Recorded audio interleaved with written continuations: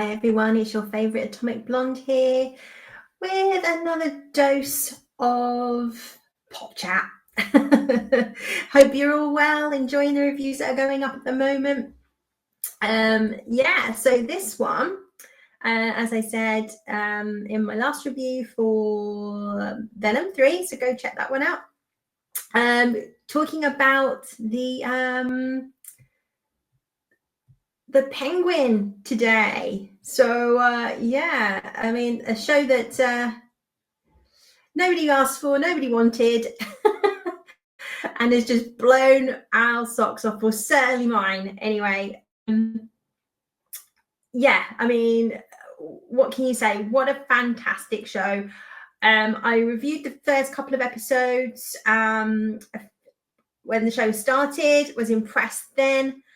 Just said, well, I just hope it nails the landing. And boy, did we get a final episode. Jeez. This show has just been constant from start to finish. There's 8 really solid episodes. The characterization, the writing, the performances are stellar.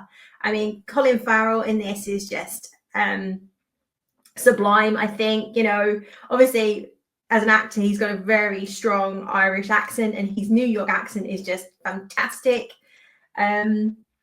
If Colin Farrell and the actress, is it Christine Milioti, who plays Sophia, don't get like Emmy nods or Golden Globes, BAFTAs. I mean, they should just get everything for this show, and certainly the writer. I think this is the most interesting thing, really, that's kind of fallen out of all of this, is that obviously Colin Farrell was introduced as Penguin in Matt Reeves' The Batman, alongside Robert Pattinson, which I think overall was fairly well received, fairly mixed. I think most people agreed, including myself, it was just too long, and that final act we just didn't need. If it had stopped probably about 40 minutes before, would have done even better, but done pretty solid at the box office. There was a big question mark whether we'd get the sequel with James Gunn taking over the DC universe. That is going ahead, but obviously, but this show, then showrunner, and they've had one showrunner, which and I think this always speaks volumes when you have one showrunner, like the sort of continuity of the whole show and the difference that makes. Then when we see like Marvel TV shows, and you've got people dipping in and out and different views, and certainly with like Star Wars, the character's constantly schizophrenic. This was written by, or show ran by, Lauren LeFranc. So I think it surprised a lot of people that actually a woman wrote this. In a good way,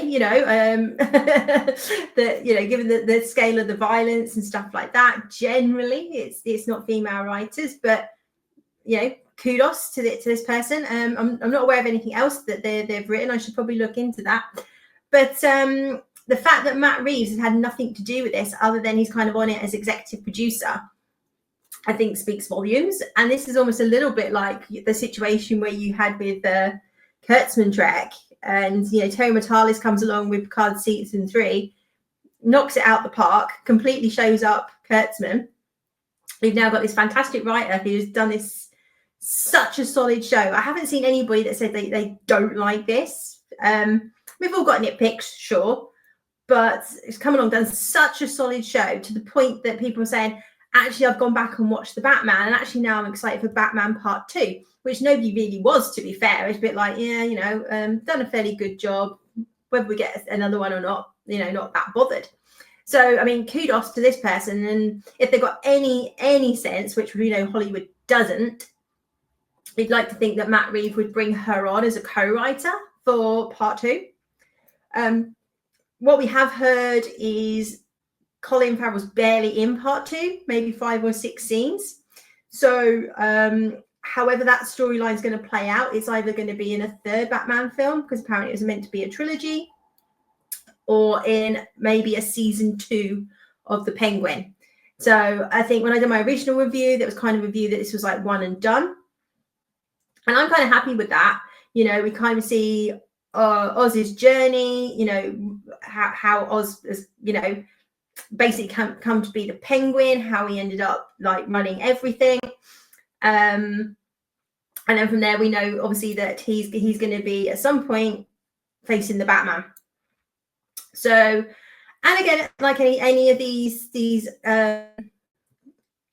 Batman universe, for lack of a term, the biggest criticism is always like, well, Batman's not in it. And bit of spoilers here, guys. You know, he's not in it the whole show, but right at the very end, we get the bat signal. Once Oz is top of the tree in his top hat and, you know, full ensemble, which was great. So yeah, so the finale, you know, we've seen Oz go, you know, every time he looks like he's gonna, you know, fail, he talks his way out of it. And we really see, like, you know, beginning, he's kind of a bit of a lovable rogue. You kind of love, you know, we know he's not a good guy, but he doesn't seem like a terrible guy. But boy, by episode 8, do we not like him. You find out he's just a complete sociopath. He killed his brothers as a kid and didn't even like bat an eyelid. And we find that out in episode 7.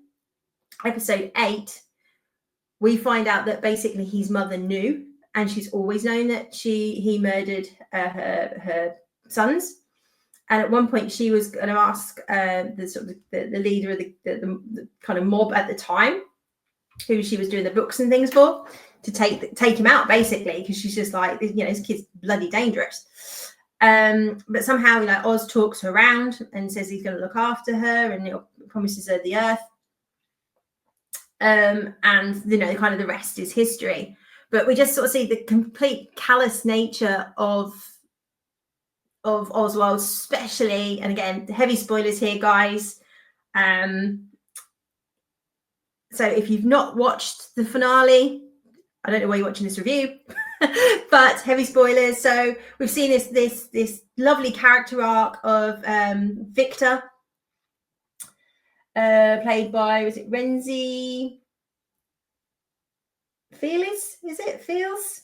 It's spelled Feliz. So is that Feliz? I'm not quite sure how you pronounce that, but great little actor. He was in Marvel's Runaways. He was very good in that. He's been in a few other things. This character arc that, you know, he's had to fend for himself since the Batman, with his mother being killed, his family being killed. You know, and sort of aligns himself with Oz, and basically, you know, starts to look at Oz as like a father figure. And he tells Oz this right at the end. And there's a bit of foreshadowing in this. There's I think it might be in episode 6 or 7. I think it might be 7, when Sophia and that are trying to find someone that they can leverage to get at Oz. And at this point, he sort of said that his mother's dead. So they think the mother's dead.